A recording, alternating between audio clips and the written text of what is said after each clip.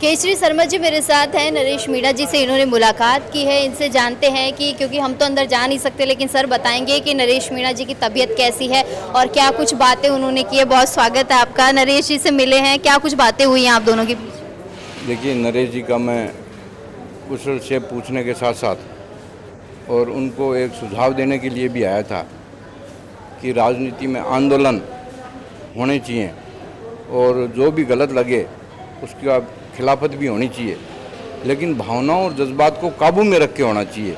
जिस तरह से कि नरेश जी ने अन्न के साथ साथ जल का भी त्याग कर दिया।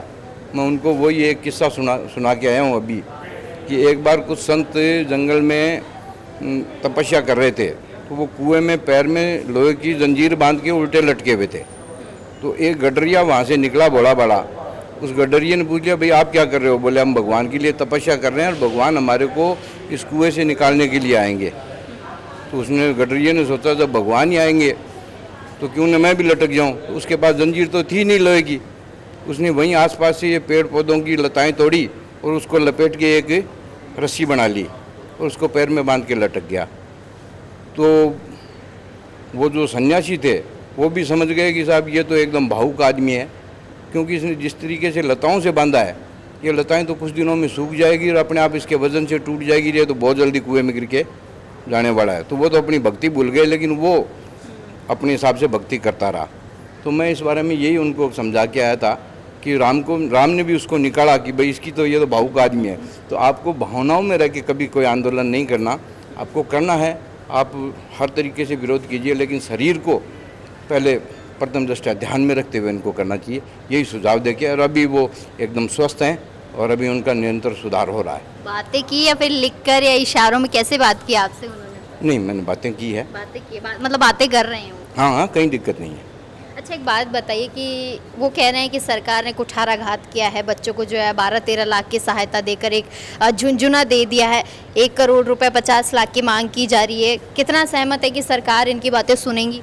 देखो, सरकार को निश्चित तौर से जन भावनाओं को ध्यान में रखते हुए और एक न्याय के दृष्टिकोण से, जिस तरीके से हम समझ रहे हैं कि सरकार ने अभी पीछे कुछ तो घोषणाएं की है इस आंदोलन के बाद, और कुछ भी और उनको जो भी यथासंभव हो सके वो करना चाहिए। नरेश जी की बात को निश्चित तौर से उनको सुनना चाहिए, लेकिन शुरुआती तौर पे सरकार के कौन एडवाइज़र है, कहाँ से इनको ये मिल रहा है कि साहब एक 5 बच्चे जो गए उनको 5-5 बकरी और 1-1 बकरा दे दिया। सुनने में बड़ा अजीब महसूस हुआ, जो मुझे यहाँ से आने तक रोक नहीं पाया।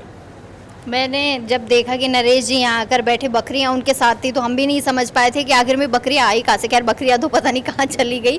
लेकिन एक बात बताइए, नरेश जी वापस अगर धरने पर बैठते हैं या अनशन करते हैं तो कैसे सपोर्ट करेगी राजस्थान की जनता, और खासतौर पर कि मीणा समाज जो है वो तो एक हो गया है? देखिए, बात किसी समाज की नहीं है। रही बात समाज की, आज मुख्यमंत्री जी ब्राह्मण हैं और मैं राजस्थान ब्राह्मण महासभा का प्रदेश अध्यक्ष भी हूँ। तो इसमें किसी जाति या किसी संप्रदाय के हिसाब से देखना गलत होगा मेरी नज़र से। मेरा कहने का मतलब सीधा सीधा है कि जहाँ बच्चों की जान गई है और जहाँ अपन मान सकते हैं कि उस जान की भरपाई सरकार किसी भी तरीके से या कोई भी इंसान किसी भी तरीके से उन बच्चों की भरपाई नहीं कर सकता, लेकिन उनकी कीमत मतलब एक 5 बकरी और 1 बकरा भी नहीं हो सकती। तो मतलब सरकार ने बकरियां देकर जो किया है वो गलत है? गलत नहीं, देखने सुनने में भी कुछ अजीब सा लगता है। मतलब मतलब यूँ माने कि अपन मानवीय दृष्टिकोण से भी कुछ उचित नहीं लगा कि उनको वो किस तरह का रोज़गार देना चाह रहे हैं, क्या करना चाह रहे हैं, उनके प्रति क्या विज़न है।